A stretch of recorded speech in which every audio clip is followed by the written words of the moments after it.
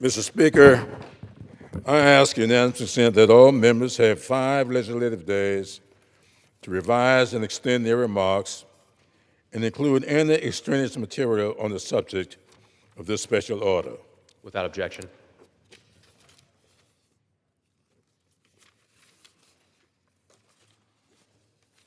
Mr. Speaker, I rise tonight to join with my colleagues in the Congressional Black Caucus to pay homage to the black men and women of our armed forces whose service and sacrifices have far too often gone unrecognized and underappreciated.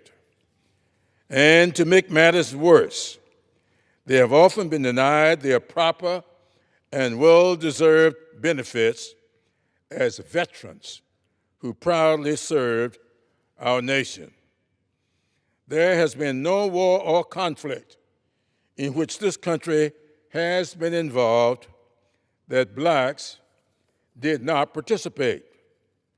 The men and women we are honoring tonight as we commemorate the 100th year of celebrating Black history made memorable and consequential contributions to the greatness of this country. And it should not be insulting to any red-blooded American to hear about them and to read about them and learn about them in the same manner that we learn about others whose contributions were similar, but their skin color made them more worthy. When we hear stories of the American Revolution, we don't often hear of Crispus Attucks, a black man who became the first casualty of the American Revolution when he was the first of 5 colonists shot and killed on March 5th, 1770, in what became known as the Boston Massacre. His murder stirred the revolutionary fervor that America's fight for its liberation from the British.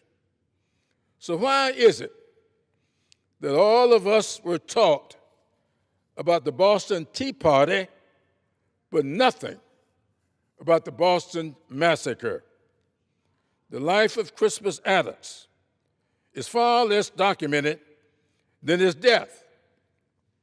Crispus Attucks escaped from slavery in Framingham, Massachusetts in 1750 and spent 2 decades on trading ships and whaling vessels. His death continues to serve as a reminder that African Americans took an active role in the path to American independence, not a passive one. The poet John Boyd O'Reilly celebrated Attucks as, and I quote, the first to defy, the first to die.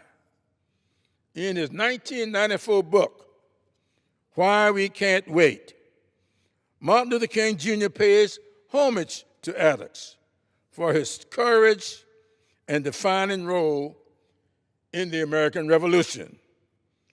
Why don't our textbooks? In his 1881 autobiography, Life and Times of Frederick Douglass, Douglass wrote, "I urge every man who could enlist to get an eagle on his button, a musket on his shoulder, the Star-Spangled Banner over his head, and there is no power on earth which can deny that he has earned the right to citizenship in the United States." Douglass believed the Civil War offered the black soldier an opportunity to gain his stripes, but he could not convince his friend, Abraham Lincoln, to allow blacks to serve. But in August 1862, a formerly enslaved black man from South Carolina came here to Washington and convinced Lincoln to allow blacks to serve History records that 170,000 blacks joined the Union Army and 19,000 joined the Union Navy, and 40,000 died in that war. Robert Smalls, who convinced Abraham Lincoln to allow these freedmen to serve, became a captain in that Navy, participated in 18 battles, and was the only genuine hero of the Civil War.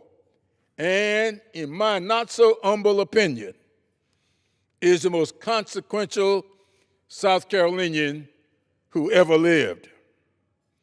In 1865, Abraham Lincoln acknowledged their value, saying, and I quote, "Without the military help of the black freedmen, the war could not have been won."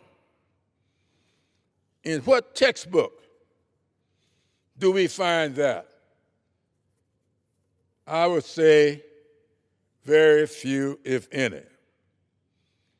World War II saw the service of many African Americans who never got their just due in or out of the military. My father had two brothers. Both of them, William and Charlie, served in World War I. And every time I tried to engage them in conversations about their experiences in that war, they never, ever would discuss them. They made it very clear to me that the treatment they got, both in that war and when they came back home, made them wonder what they were fighting for. World War II, much of the same. If I were to mention tonight Montford Point Marines, I would suspect very few, if any, in this hall would recognize them. Well, Montford Point Marines were those black Marines who were not allowed to be trained at Camp Lejeune alongside white soldiers. They were sent to a mosquito-infested swamp in Montford Point, and that's where they served from 1942 all the way down to 1949. And I'm pleased that this body, in its wisdom, saw it fitting and proper to give the Congressional Gold Medal to those Montford Point Marines in such a way, I would think, was offering an apology for the way they were treated while they were serving. Now, I would mention, in speaking of World War II, Tuskegee Airmen. And everybody would know about the Tuskegee Airmen, the first African-American military aviators in the United States Armed Forces, flying over 15,000 combat missions that played a vital role in the Allied victory in World War II. Instead of being defined by the discrimination and the doubts of those around them, they became one of the most successful squadrons, pursuit squadrons, in our military. They went on to embody the true meaning of black excellence. They left a segregated country to fight in a segregated army and painfully returned to a country that still did not treat them with the dignity and the respect that they deserved and had earned. They had movies made about them, the Red Tails, but they were not given their GI Bill benefits. On July 26, 1948, President Harry Truman signed Executive Order 9981, desegregating the armed forces so there would be no more Montford Point Marines.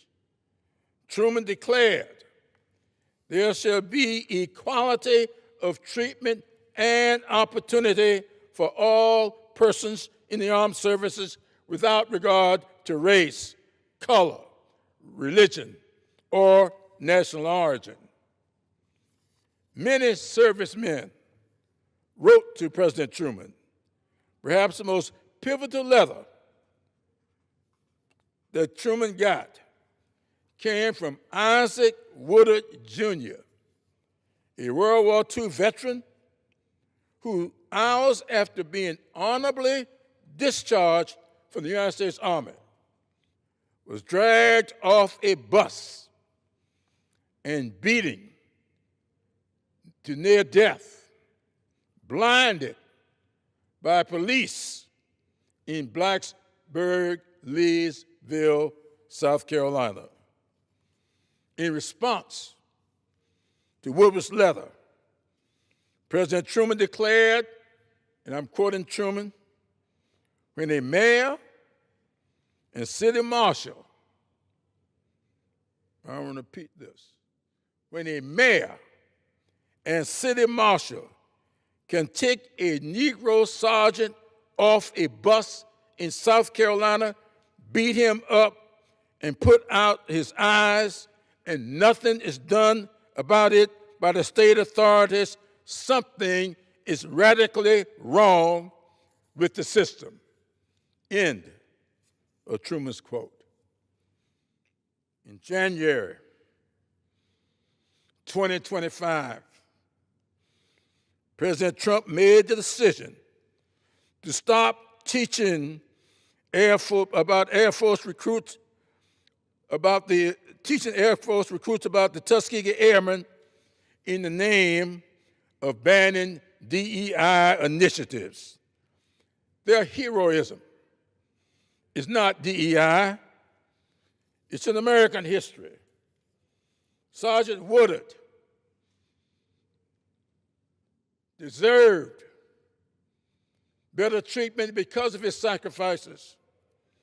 President Truman decided it was time to close a chapter on one part of American history. Other black soldiers returning home from World War II found themselves facing the same socioeconomic and racial discrimination they had faced before going off to war. Instead of being welcomed back home with open arms, they struggled to find jobs, to get an education, and to purchase homes. We cannot undo the injustices of our past, but we can begin to restore the possibility of full economic mobility for those that the original GI Bill left behind. That's why I have sponsored for several years now the GI Bill Restoration Act, that would bring us one step closer to that goal. America can't change what happened to these black soldiers. We can't change what happened to many soldiers like Sergeant Woodard, who went uncelebrated because our nation judged them by the color of their skin and not the content of their character. But we can do our best to make it right. And that begins with us passing my legislation that I co-lead with Congressman Seth Moulton, the Sergeant Woodard Jr.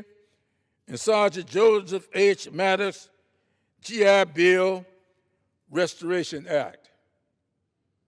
But we didn't stop with World War II. Just 2 years after Truman issued his executive order, we began to desegregate the armed forces.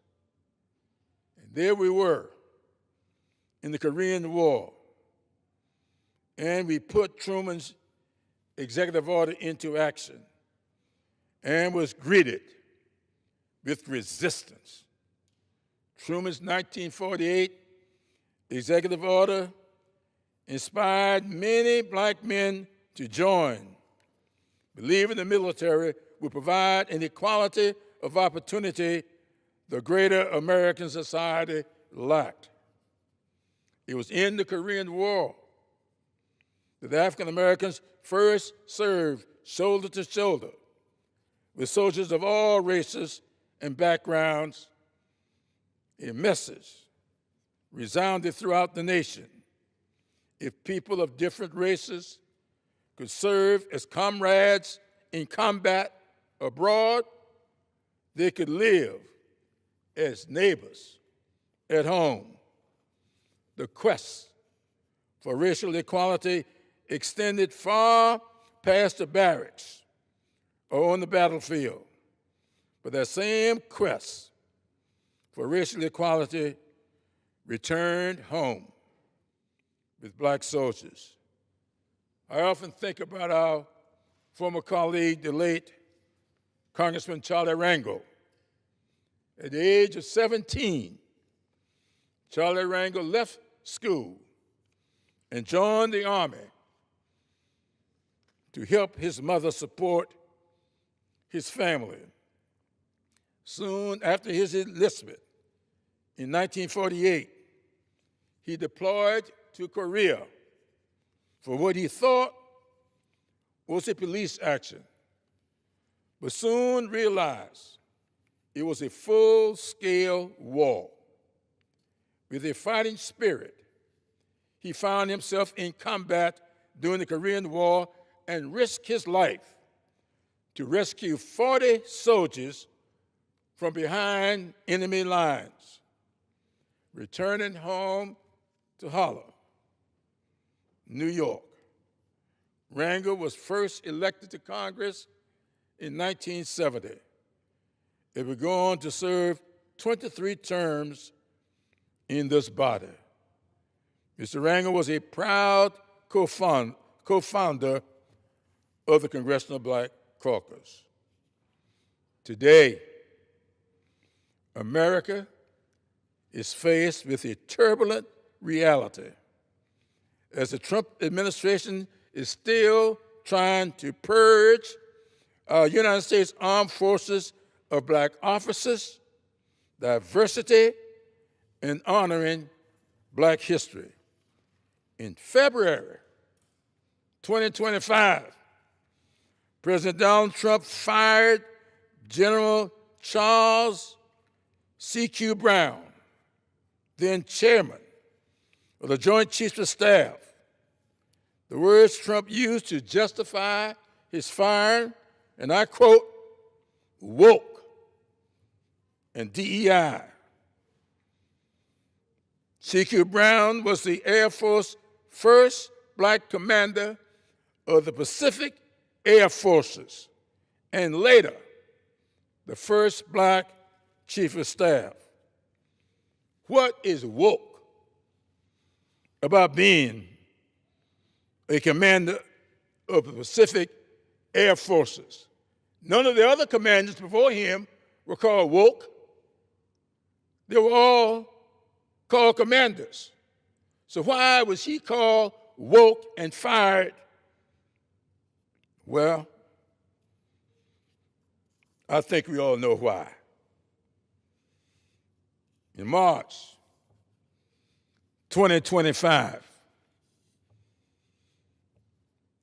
part of Project 2025, Arlington National Cemetery erased from its website educational materials about the history of Black service members, including the Tuskegee Airmen and General Colin Powell, the first Black Joint Chief Chairman. Why? Why are we erasing these people from the website and not anybody else? We know why. Let me be clear. The White House and the so-called Department of War appear determined to undermine, discredit, and even erase the evidence of Black patriotism and Black service members who have faithfully served our nation. Against this backdrop, we must remain vigilant against these attacks on Black servicemen and veterans, recognize their valor and sacrifice, and work diligently to offer them the promise of this country that they deserve. May Black military service in triumph and tragedy always serve as a powerful reminder that the stories of sacrifice and patriotism must never be erased, regardless of who embodies them. In all too many instances, Black veterans have had to fight for equal access to benefits and respect upon returning home. Black veterans have struggled and died in a dual battle, fighting abroad in defense of country and fighting at home for opportunity, change, and their rights as American citizens. Millions of Black Americans have answered the call to serve and protect the American people from all threats, both foreign and domestic. Today, 350,000 Black men and women serve in the United States military, and there are over 2.4 million Black veterans, many of whom still are not getting the GI Bill benefits that they deserve, and this body is still refusing to honor legislation that would give them what they deserve. And Mr. Speaker, I wish to thank Congresswoman Betty for joining me in this special hour, and I wish to yield to her now to continue the